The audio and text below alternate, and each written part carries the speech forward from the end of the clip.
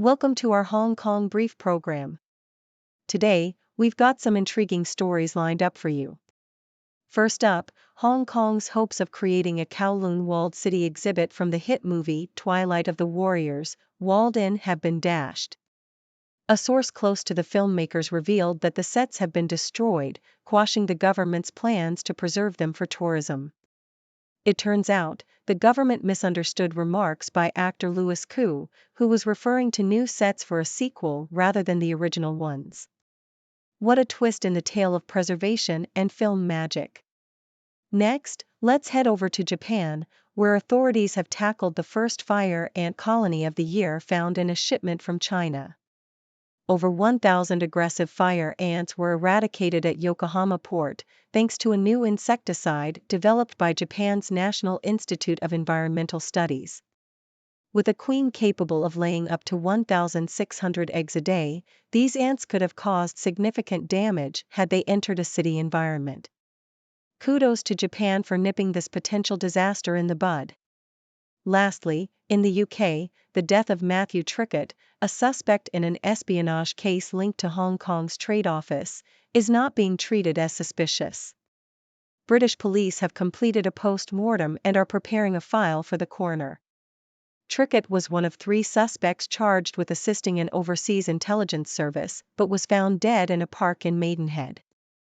With espionage charges against him dropped, the focus now shifts to the upcoming trial for the other 2 defendants. Please stay tuned for more details. South China Morning Post: Hong Kong's dream of preserving the sets from the hit martial arts film Twilight of the Warriors, walled in, has been dashed as the sets were destroyed post-production. A source close to the filmmakers revealed the government had misunderstood the situation, believing the sets could still be preserved for exhibition. Actor and investor Louis Koo Tin-Lock had mentioned hopes for new sets if a sequel was made, which led to the confusion. The film, which grossed over 70 million Hong Kong dollars in Hong Kong and Macau, brought the infamous Kowloon walled city back into the spotlight. The densely populated and chaotic enclave, known for its lawlessness and poor living conditions, was demolished in 1994.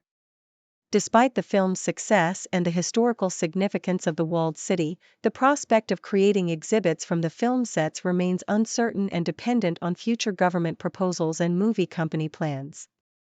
South China Morning Post: Japan has successfully eradicated a colony of over 1,000 aggressive fire ants found in a shipping container from China, marking the first such discovery in the country this year.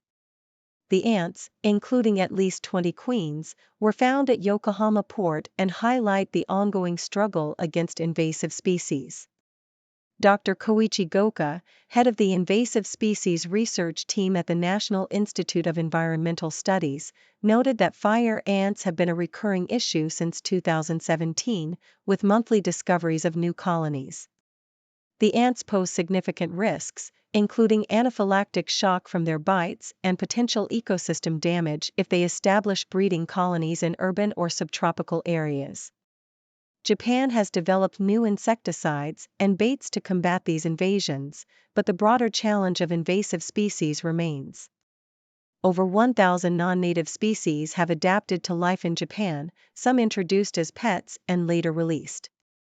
The Invasive Alien Species Act of 2004 aims to control these threats, but experts like Kevin Short emphasize that global trade will continue to introduce new species, necessitating ongoing vigilance and international cooperation. South China Morning Post: British police have concluded that the death of Matthew Trickett, a suspect in an espionage case linked to Hong Kong's trade office in the UK, is not suspicious. Trickett, a former Royal Marine, was found dead in Grenfell Park, Maidenhead, shortly after being released on bail alongside 2 other suspects. The post-mortem and further inquiries ruled out foul play, and Thames Valley Police are preparing a file for the coroner.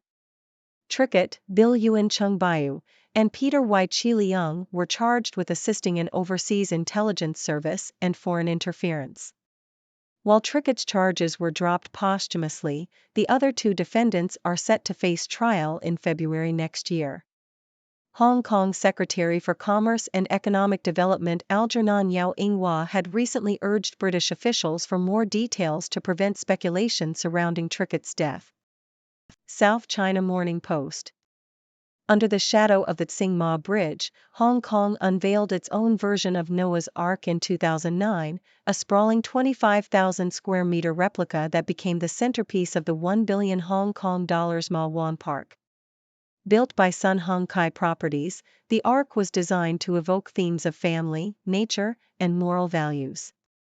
Despite some controversy over its more intense exhibits, such as footage from September 11, 2001, the park aimed to provide an uplifting experience. Secretary for Development Carrie Lam emphasized the project's benefits, highlighting its nonprofit operation and the partnership between the government and private sector. Families visiting the park would encounter life-size sculptures of endangered species, interactive museums, and even accommodation at Noah's Resort, making it a unique addition to Hong Kong's array of attractions. South China Morning Post. This summer, Hong Kong will be abuzz with excitement as it hosts the largest Doraemon exhibition ever seen in the city, featuring 135 large-scale models of the beloved robotic cat. Running from July 13 to August 4, the event commemorates what would have been the 90th birthday of Doraemon's creator, Fujiko F. Fujio.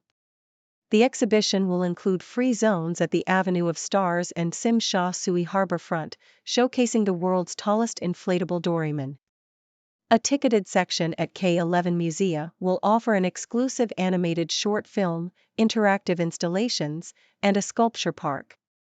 Organizer Lam Shukam expressed his delight at bringing this multidimensional experience to Hong Kong, hoping to rekindle the joy and happiness Doraemon has brought to fans for generations.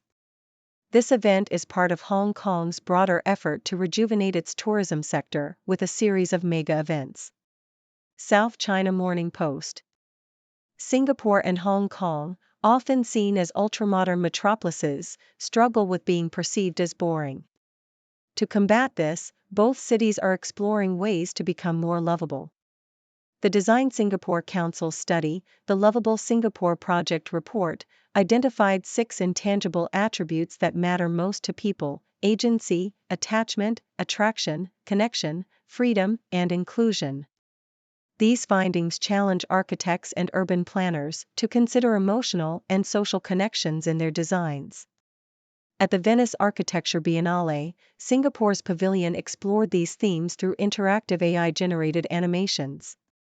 The results underscored the importance of preserving heritage and nature, suggesting that future urban development should balance measurable standards with fostering a sense of community and belonging. This approach could transform both cities into places that are not just livable but truly lovable. South China Morning Post. With the Hong Kong government unveiling a packed schedule of 106 mega events for the latter half of the year, the initiative has sparked a debate on whether the city might be overextending itself. The diverse lineup includes 42 exhibitions, 15 sports competitions, 25 cultural showcases, 11 festivals, and 13 events focusing on finance, technology, and innovation. Critics argue that an oversaturation of events could lead to mega-event fatigue, where both residents and visitors may become overwhelmed and fail to fully appreciate each offering. Drawing parallels to a fine dining experience, it is suggested that Hong Kong should focus on a few standout events, like the Hong Kong Sevens and Art Basel, to enhance its reputation and brand. The city's unique cultural heritage, such as Victoria Harbour, could be leveraged to host flagship events, making the tourism experience more memorable. The government is also promoting a citywide courtesy campaign and the slogan "All citizens are soldiers" to foster a welcoming environment. An intriguing idea under consideration is recreating elements of the Kowloon walled city, inspired by the success of the film Twilight of the Warriors, Walled In.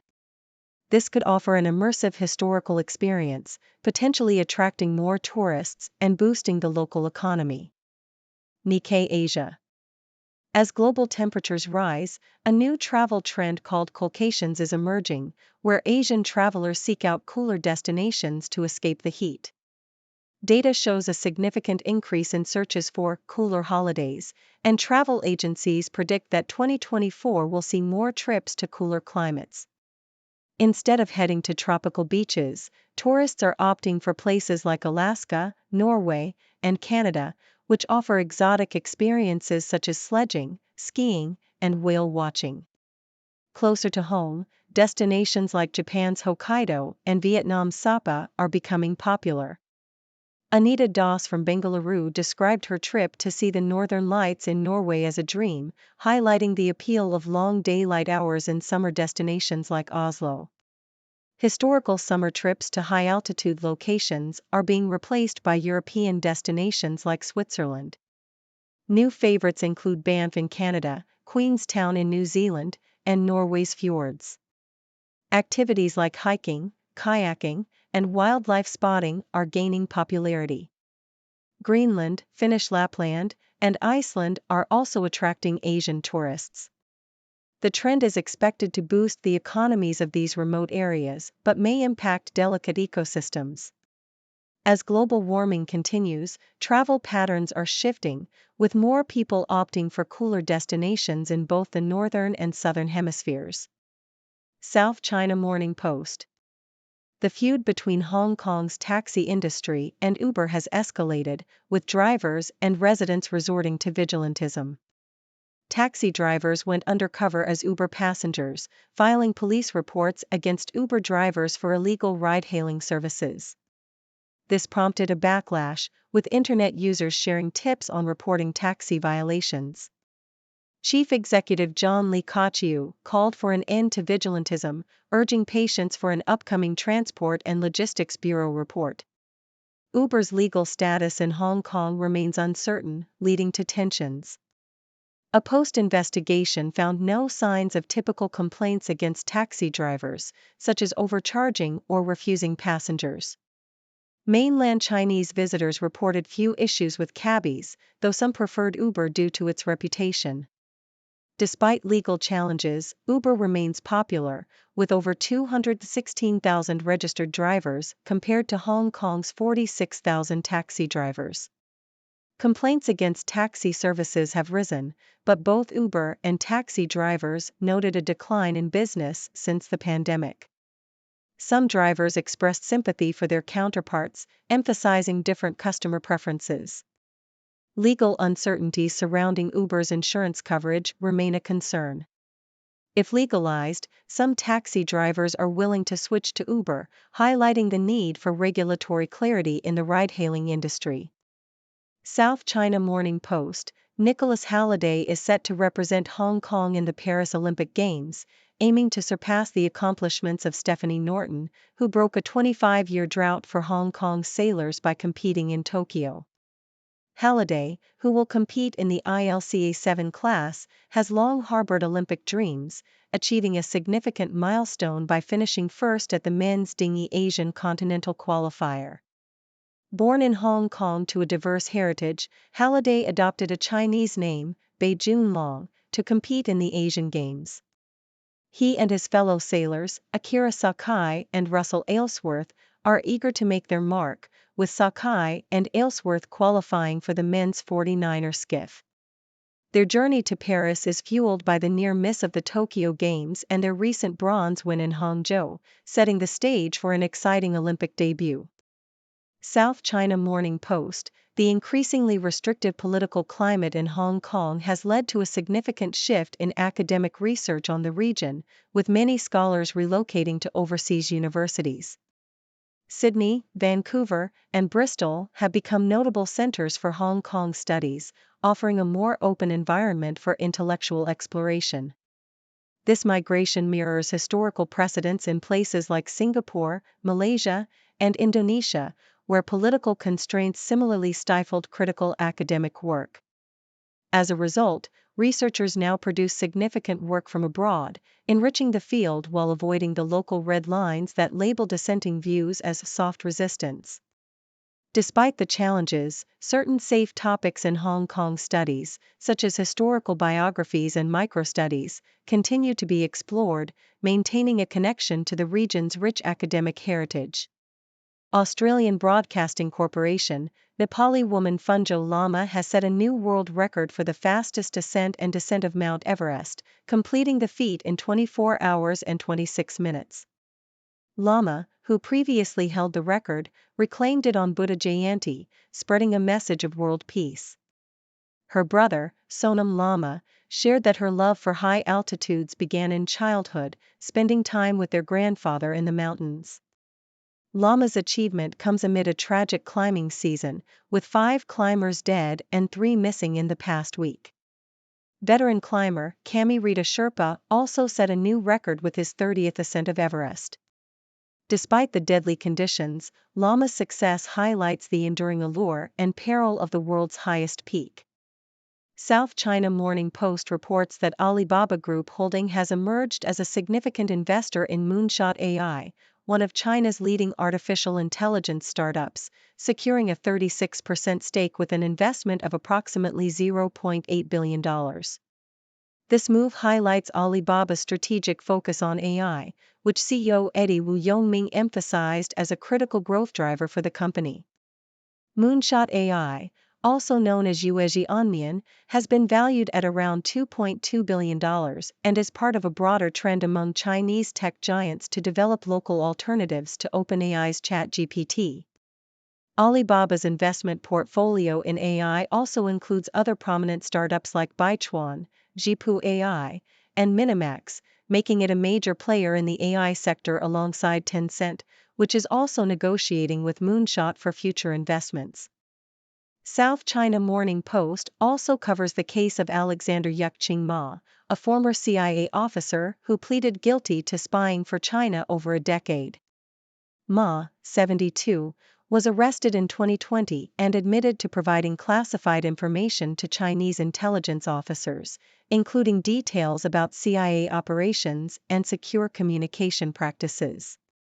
The evidence against Ma included an hour-long video of him and an older relative, also a former CIA officer, handing over sensitive information in exchange for $50,000. Ma's plea deal, which includes a 10-year sentence, spared him a potential life sentence. The case underscores the ongoing espionage threats and the severe consequences for those who betray national security. Yahoo US reports that Lionel Messi and Luis Suarez, along with Sergio Busquets, did not travel with Inter Miami for their MLS match against Vancouver Whitecaps FC due to a congested schedule that includes 3 games in a week. Instead, the star players spent their time watching their sons play in a youth match at Chase Stadium. Inter Miami coach Tata Martino explained that the decision was made to manage the players' health, given the extensive travel and tight match schedule. Fans in Vancouver, who were eager to see Messi and Suarez, were offered discounted food and beverages as compensation. The trio is expected to return for Inter Miami's upcoming home games, which are crucial as Messi prepares to join Argentina for Copa America 2024. Thank you for tuning in. The content above showcases the latest briefing reports and analytical synopses, thoughtfully curated by the 6Do team. These insights stem from a wide array of reputable media outlets, think tanks, government sources, and specialized experts worldwide. We encourage you to explore these sources for a comprehensive perspective. Keep in mind that while the content may not always align with the official standpoint of 6Do Brief, it's not meant to be taken as absolute directives for decision-making. Comprising seasoned media professionals, learned scholars, and accomplished scientists, the 6Do team embodies a trailblazing, fully independent media entity. To customize 6Do Brief to meet your professional needs, you have the option to subscribe to a diverse array of briefings on our website, 6dobrief.com. Regardless of your location, you can conveniently receive 6Do Brief via email.